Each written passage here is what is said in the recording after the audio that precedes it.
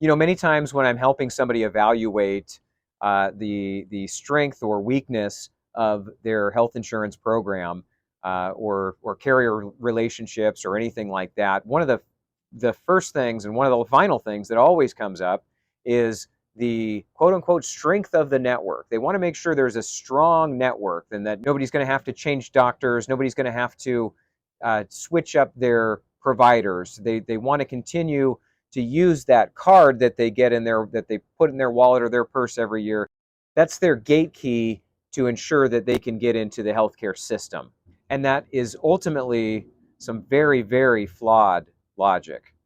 And the reason why is because there's no other economic activity, no other transaction, no other purchase that you make that you have to evaluate some third party network availability in order to decide whether or not that's a good fit for you.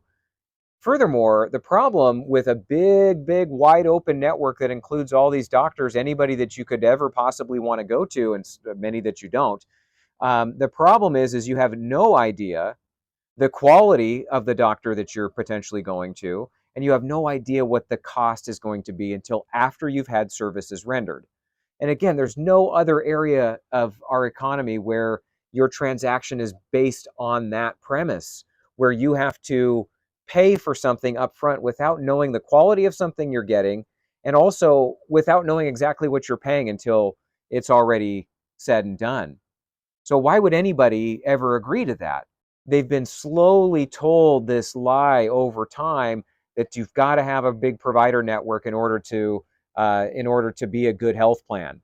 They're not evaluating any of those other things, such as the quality metrics of those doctors. They're using evidence-based medicine, using CMS, Leapfrog, Quantros, a number of different databases to help determine the top quality doctors in any given specialty. Right? They're not using that to determine what is the highest quality. So here's the analogy I always like to make is that imagine if you showed up on a car lot. If you showed up on a car lot and you're looking at a Mercedes-Benz and you're looking at a Geo Metro, inherently you already know the Mercedes-Benz is far more valuable.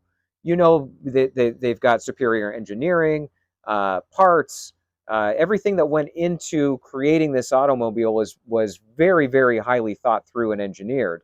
And then you've got the Geo Metro.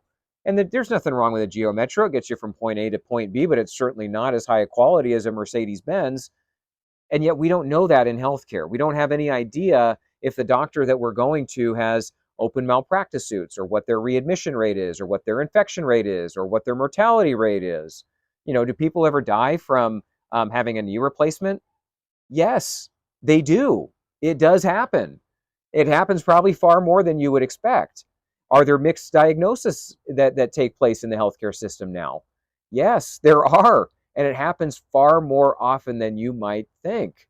And so the problem is, if you're just evaluating network strength and you're just looking to see if a doctor is in network, that's simply not enough if you want to get to the highest quality healthcare. If you want to avoid having any revision surgeries, or having to go back in because there's been an infection, or you have to take another treatment, or that treatment doesn't solve the problem because you've been misdiagnosed. So those provider networks, as great as it is that they include everybody, it actually works to your detriment.